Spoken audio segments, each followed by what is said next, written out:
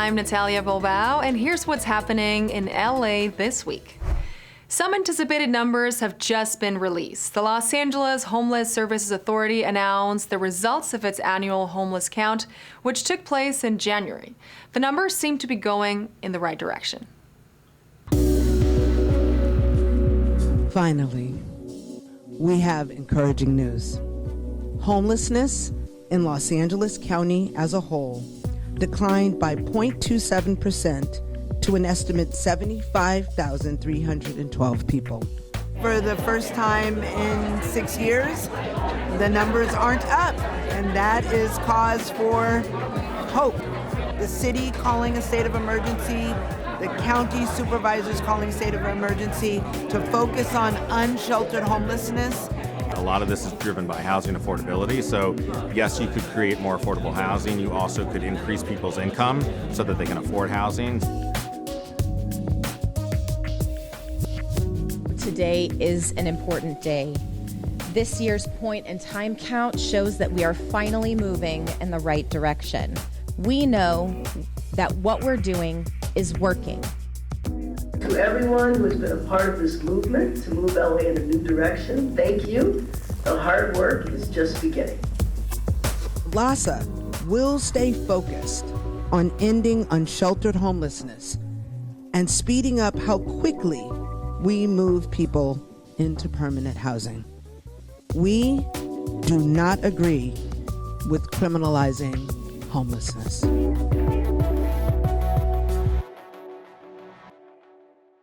76 new safe housing units are unveiled in Boyle Heights, with half the units for the homeless and the other half for households on a restricted income. According to the developer, Abode Communities, La Veranda will provide much-needed resources in this neighborhood.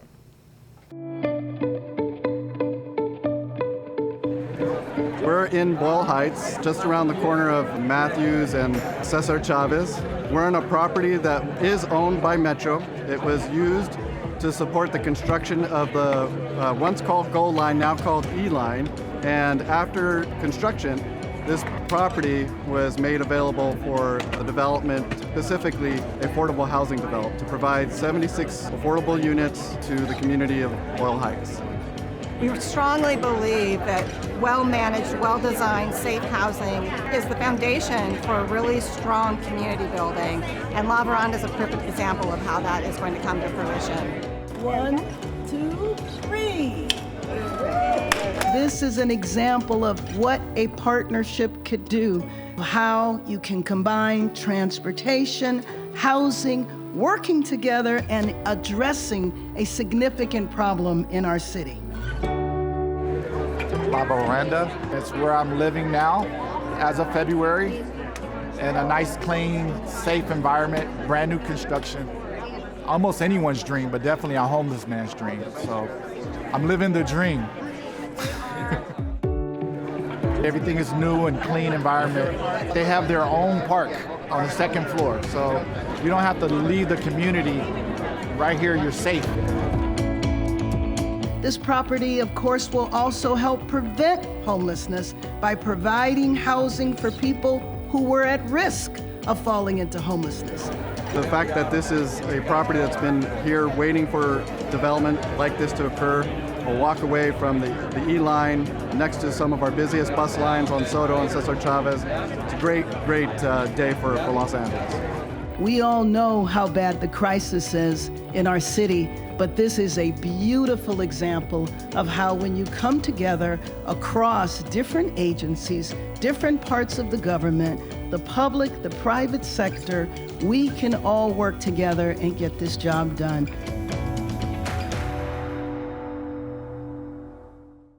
Our bodies need to regulate heat gain to keep our temperature steady, and summer heat can make that a challenge. LA's police department reminds us of steps we can take to stay safe in the heat. During the summer, there's a few safety recommendations to take into account for anybody looking to avoid the summer heat. Los Angeles has numerous locations for cooling centers. 311 can be contacted to get information on where the closest one is to you. Additionally, Los Angeles has 39 public rec centers with pools It's $1 for kids, $4 for adults, so it's an affordable option if you're looking to get in the pool. Para combatir el calor puedes ir a muchos lugares. Puedes ir a la playa, puedes ir a una librería que tiene aire acondicionado y más importante puedes estar adentro de tu casa, de un edificio para evitar el sol. Puedes ponerte crema ante el sol, puedes ponerte ropa que esté clara, no oscura. Drink a lot of water. Probably the most important thing is staying hydrated. You lose a lot of fluid when you're out there in the sun. Avoid direct sunlight when you can. Try to get out, do your errands early in the morning, and not overheat too much. It's a good thing to remember never to leave kids, pets, or elderly inside of a vehicle during the summer. Sometimes, you might step out of the car, think you're gonna run inside really quickly. Next thing you know, it's been 5-10 minutes. That's gonna happen. So to prevent any kind of tragedies or accidents from happening, just don't leave anybody inside of a car. Cuando las temperaturas están calientes, es más caliente dentro del carro. Por ejemplo, si es 80 o 90, quiere decir que dentro del carro va a estar como 120. Mucha gente se puede deshidratar, se puede enfermar y es una emergencia. Y tampoco recomendamos que la gente deje las ventanas bajadas, porque mucha gente hace eso, dice, pues no va a pasar nada, pero cuando las ventanas están bajadas, la temperatura no baja. Y es muy peligroso dejar a los ancianos, a los niños, a los mascotas en el carro. Para proteger tus hogares es muy importante durante el verano. Nosotros no estamos afortunados todos para tener aire acondicionado o ventiladores. Lo que hacemos es abrir la puerta y la ventana. Y es importante de vigilar porque mucha gente sí se mete a tu casa cuando está descuidada. When you leave the house, make sure your windows are shut if possible so that you can prevent yourself from becoming a victim of any crime. It's supposed to be a fun time. You're supposed to create memories. We want you to be safe. We want you to have a good time out there. Enjoy the family time. Just make sure you stay vigilant. Make sure you're aware of your surroundings and what actions you take to prepare for being outside in this kind of heat.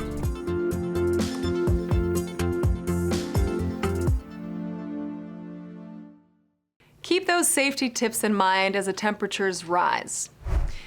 It's so tempting to leap into a body of water to cool down. But hold that thought.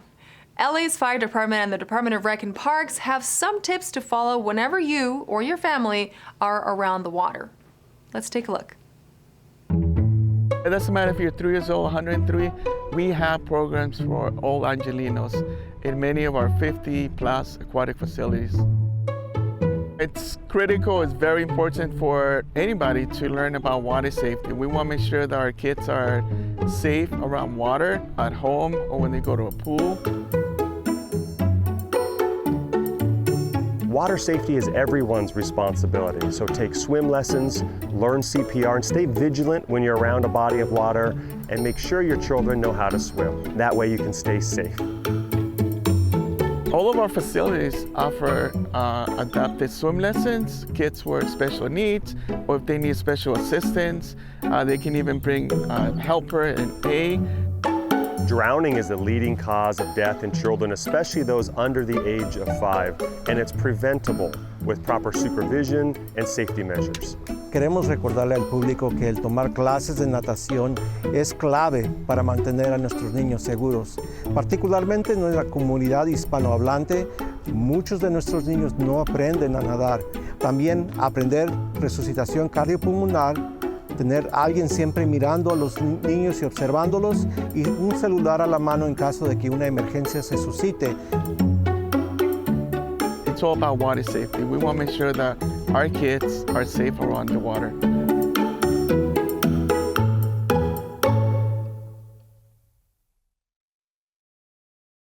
Stay safe at the beach, pool, or any body of water this summer.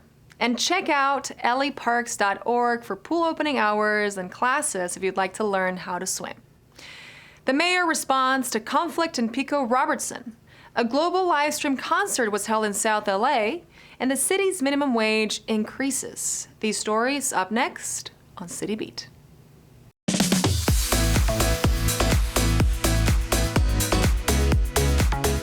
LA Mayor Karen Bass outlined steps to prevent any reoccurrences after the recent clash between Palestinian and Israeli supporters at a synagogue in the Pico Robertson area. Leaders of houses of worship, cultural centers, and the Los Angeles Police Department, LAPD, have met to discuss protecting sacred spaces. According to Mayor Bass, the city is working with state leaders to get $40 million in grant funding that will go to support local security measures. The LAPD is stepping up its presence outside synagogues and other houses of worship to deter any repeat situations. For more on the work of the mayor's office, visit mayor.lacity.gov.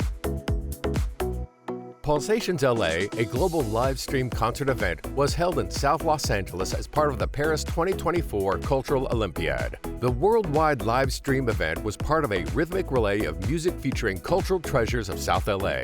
24 countries worldwide participated, with the U.S. represented by LA's performances at the historic Vision Theater in Leimert Park. Pulsations LA featured musical performances from several artists, along with poetry and a community music workshop. The LA event was organized by LA Commons, Make Music LA, and the city's Department of Cultural Affairs, which will produce future cultural collaborations to mark the Olympic Games. To view the performances by the LA artists, go to pulsationsla.com. The City of Los Angeles minimum wage will increase to $17.28 per hour effective on July 1st, 2024. The increase applies to employees covered by the minimum wage ordinance who perform at least 2 hours of work within city boundaries. The minimum wage increase of 50 cents per hour is based on the Consumer Price Index for urban wage earners and clerical workers for the LA area. Employers with minimum wage workers are required to post a notice of the current minimum wage in a visible workplace location in accordance with LA's municipal code. Employer notices are available in 13 languages and are required to be posted in any language spoken by at least 5% of the workforce. For more information on the minimum wage ordinance, visit wagesla.lacity.org.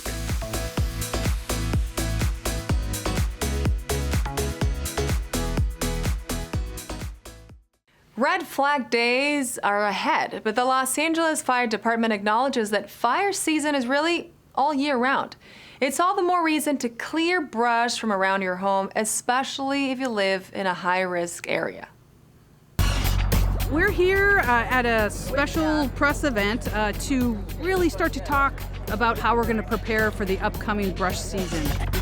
The reality is it's no longer a season. This can actually happen year-round. So we're here today to talk to the public about how to prepare. We're here to talk to the public about how the fire service as a whole comes together as partners, and we're ready to go. Now the question for the community, are you ready to go? AI and camera detection. 180 fires last year that might have grown and gotten bigger and could have been devastating that were caught because of a camera that was learning to recognize whether it's smoke, clouds, dust, or what have you. Our technology that says there might be a fire there, send an alert to the emergency communication center so we can send a response. The faster we get the response out there, the faster we can actually put it out or mitigate it. That is a huge change. Specifically for this event, it was the head of all these different organizations. Main takeaways, ready, set, go. Which, if you don't know what that is, go online. You have to make sure you're ready. Just know the LAFD and the region's ready. Communities that live in these high-risk areas, when we ask them to go, that they evacuate. Another really important factor is to make sure that the community is also leaning forward to how they can protect their homes. We have a very strict ordinance within the city. It's our brush clearance. Make sure you're paying attention to that. Make sure you clear your brush. What that allows the fire service to do is to make sure that we have a defensible space. That's a buffer zone. So it allows us to come in, gives us a little bit more time so we can set up and protect homes and property.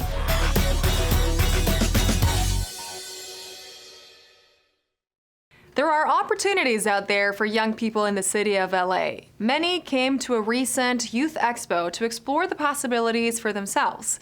There were potential career options, along with chances to volunteer, take part in civic engagement, and network. Today is our second annual Youth Expo. We do this every year to create an opportunity for young people and their parents to learn about all the different services, programs, fun things to do during the summer. We have over 80 exhibitors here today representing city departments, youth-serving, community-based organizations. We have the opportunity for young people to get a summer job. And some young people will even get hired today right on the spot. We are here as Department of Sanitation with the City of Los Angeles, and we're very happy to be a part of this event. to be here with other city partners, spreading resources about city jobs that have good benefits and that will help fellow Angelenos out as well through our targeted local hire program. One of the things I appreciate from these conventions is that they're always trying to give opportunities to the youth, especially in these lower income communities. Regardless of where you live, your background, you should always have the opportunity to advance in your life. So give back to your community and also inspire others. Right now I'm looking for a career, just a way to expand my horizons educational-wise, and then look for a better path for my future, so that way I can be enough to save for my family and then provide for myself. Getting jobs nowadays is really difficult because you need certain experiences and certain skills. Youth expos like these are really helpful. There are many different types of companies here, so I hope I find a job here as well.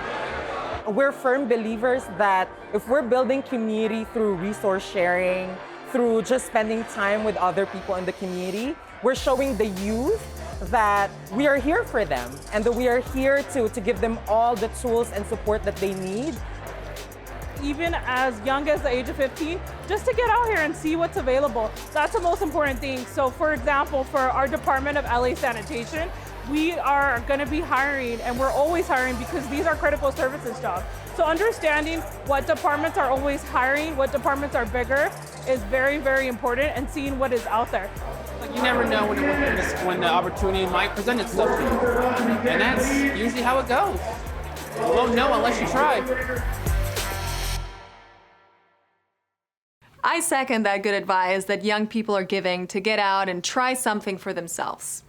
The Department of Rec and Parks Summer Lunch Program is back, and at the perfect time. The program fills the gap left by the school holidays, supplying free and healthy lunches for kids and teens from ages 1 to 18 at 90 parks across the city.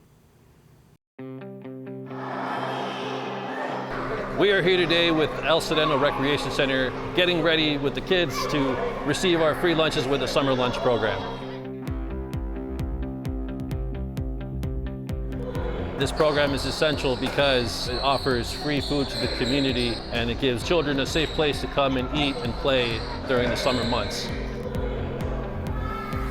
I think the important thing about the summer lunch program and what it does for all the communities within the city of LA is really provides families the opportunity to have a lunch and know that, at the end of the day, they have something to eat, they have somewhere to go, somewhere to cool off. I know it gets really hot, so we do have cooling centers as well. So it's just the opportunity to get to know their community and know that the rec center has their back. We had wings right now, and it was really good. It had more meat on it, I guess. And at school, the lunch, it's all dry and stuff, and it had sauce on it and stuff, and it was better. Our program eligibility is from 1 to 18 years of age, so any child that comes to visit our parks at LA City, as long as the lunch program is there, they're eligible to receive a free meal. The importance of it really is for families who normally during the school year have the opportunity that their kids get fed at lunchtime. Here they also have that same opportunity at rec facilities, any neighboring area where they live, to be able to just come and have a lunch for their kids to make sure that they're good for the summer. The summer lunch program runs from June 13 through August 2nd, and it will be provided the lunches for 95 different sites throughout LA City.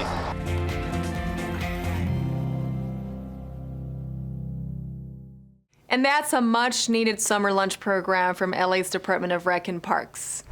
Executive Director Capri Maddox says, "Don't let the palm trees fool you. LA has problems." In this week's feature story, our Anita Bennett is in conversation with LA's Civil and Human Rights Department. This department is equipped in fighting hate, discrimination, and inequity on all fronts.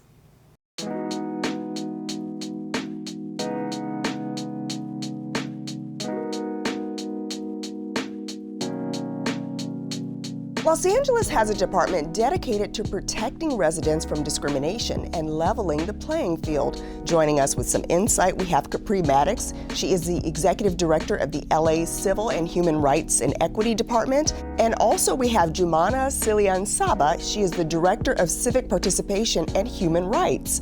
Thank you so much for being here. Thank you for having us. Tell us about that work. What role does this department have in the big picture? We were founded in 2020, appointed by Mayor Eric Garcetti. We're very grateful for the privilege now to serve under the leadership of Mayor Karen Bass as we lift 5 commissions and fight hate, discrimination, and inequities on all fronts.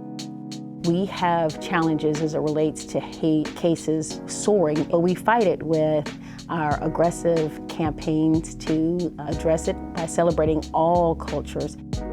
You say you're fighting discrimination. How do you enforce this? One of the pillars of our department is implementing the Civil Human Rights Law for the City of Los Angeles, which was signed in July 2019. And so within the purview of the law, we have the capacity to not only investigate, but we also have subpoena power. When you levy these fines, how much are we talking? So the maximum is $125,000. But in cases where there is harassment or violence that's uncovered in the process or in the course of our investigation, that can go up to $250,000. Year to date, we've received 861 inquiries. Before we wrap up, LA for All, can you tell us about that? LA for All is an award-winning campaign to send a strong message on the offensive that hate has no home in the city of Los Angeles. It's a campaign in 21 languages. We have blanketed the city in over 5,000 ad spaces.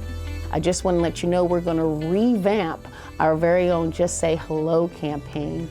It was something that was created by my husband. So in a few months, we'll have another major campaign to send a strong message of unity in the city of Los Angeles.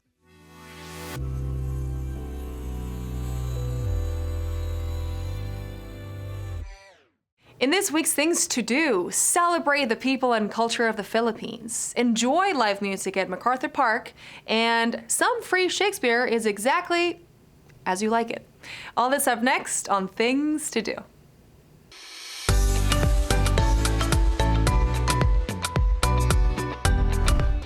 Join the City of LA's Department of Recreation and Parks at Echo Park Lake to celebrate the 43rd Lotus Festival. This year's festival, on July 13th and 14th, highlights the people and culture of the Philippines. The free festivities include live cultural dance and entertainment, as well as artisan vendors, community resource booths, an eco-friendly area, a children's area, and a food court. And it simply wouldn't be the Lotus Festival without the dragon boats on the lake. The 43rd Lotus Festival takes place on Saturday, July 13th and Sunday, July 14th, beginning at 12 noon each day and continuing until 9 p.m. on Saturday and 8 p.m. on Sunday. For more information, visit laparks.org/Lotus Festival. Enjoy free live music at Levitt Pavilion as part of its 2024 Summer Concert Series. Levitt Pavilion in MacArthur Park has become a favorite gathering spot of Angelenos where they can experience live music from over 20 genres. On Saturday, July 13th, the headliners are Pearl and the Oysters, a U.S. Franco group with a beachy synth vibe. Support comes from local indie artist St. Panther and the pop duo Los Eclipses. Enjoy Pearl and the Oysters as part of Levitt Pavilion Summer Concerts on Saturday, July 13th, beginning at 7 p.m. For more information, visit levittlosangeles.org. It's As You Like It all summer at the Griffith Park Free Shakespeare Festival. Beginning on July 10th, the Independent Shakespeare Company Los Angeles invites you to the essential summer evening of Shakespeare Under the Stars. This year, the company will perform Shakespeare's pastoral comedy, As You Like It, for its summer run. Bring your own picnic and enjoy the new immersive prologue and the hour before the play. The main stage is in the Dell at the top of the old zoo, and audience members should expect action all around. Registration is required, but every performance and parking is free. Enjoy As You Like It at the Griffith Park Free Shakespeare Festival on July 10th through September 1st, playing Wednesday through Sunday at 7 p.m. And that's a look at some things to do. And that's all for this week. I'm Natalia Bilbao, and from all of us here at LA This Week, thank you so much for joining us.